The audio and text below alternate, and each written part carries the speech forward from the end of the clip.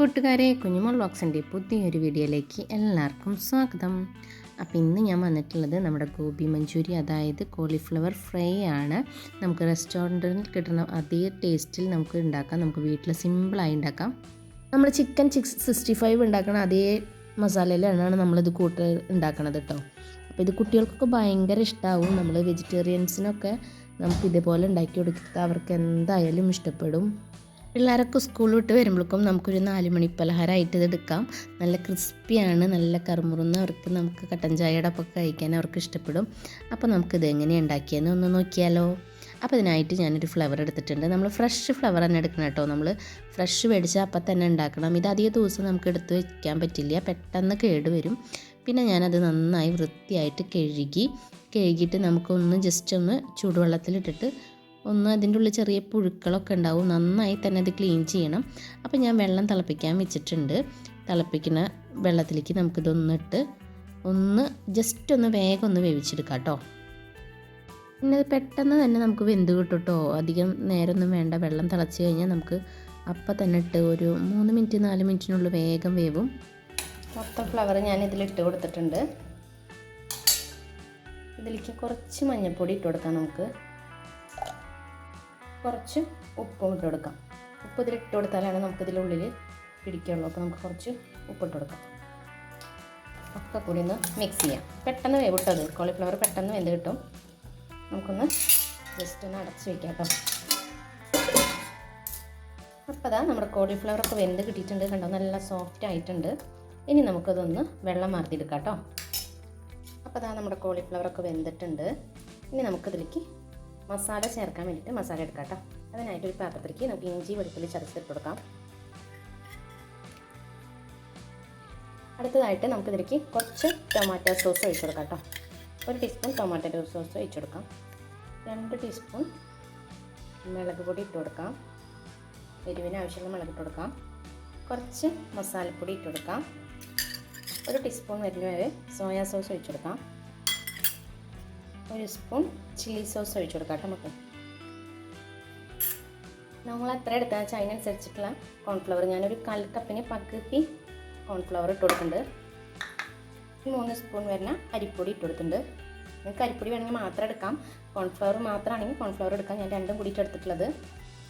1 spoon നാരങ്ങ നീരും കൂടി ഒഴിച്ചു കൊടുക്കാം. ഇവയൊക്കെ മിക്സ് ചെയ്യാം. ഇത് കുറേശ്ശെ വെള്ളം ഒഴിച്ചിട്ട് നമുക്കിതൊന്ന് മിക്സ് ചെയ്തെടുക്കാം കേട്ടോ.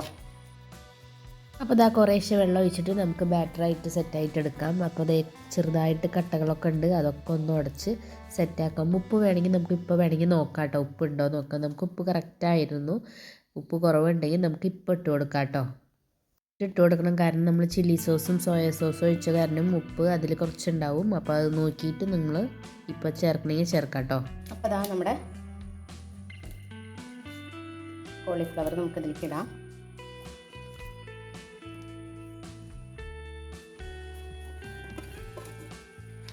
ഒന്ന് ബാറ്ററിലൊന്ന് മുക്കിയെടുക്കാം കേട്ടോ.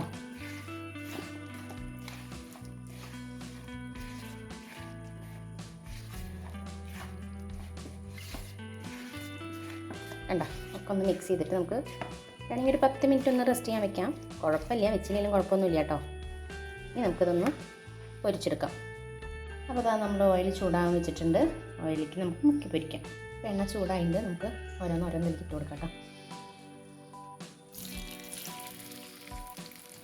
നല്ല തിളച്ചിട്ടാണ് എണ്ണ എടുക്കുന്നത്. കുറേശ്ശെ നമുക്കിതിലിട്ട് കൊടുക്കാം.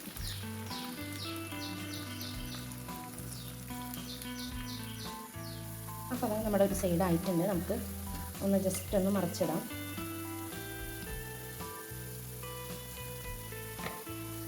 അപ്പോൾ അതാ ഞാൻ ഒരു ഭാഗം മറിച്ചിട്ടിട്ടുണ്ട്.